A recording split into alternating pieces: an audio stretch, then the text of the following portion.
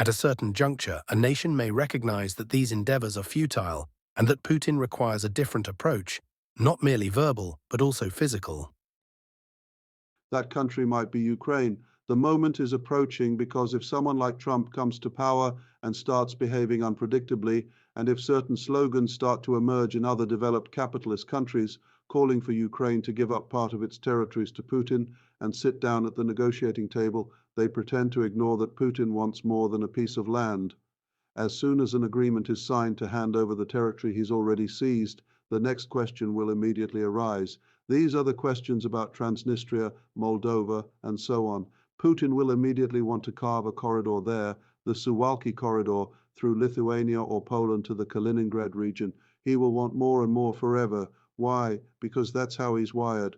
Putin is a petty criminal, but how do petty criminals behave if they don't receive a punch in the face? Remember how Putin explained why he didn't take up boxing? He entered the ring, immediately sustained a broken nose, and made the decision to abandon boxing. That's the hallmark of such small-minded people.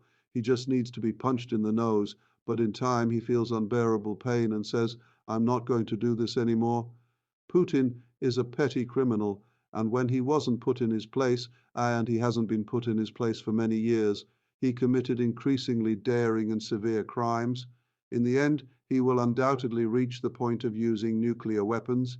If they sign any agreements with him now and give up part of the territories, will he stop the nuclear blackmail?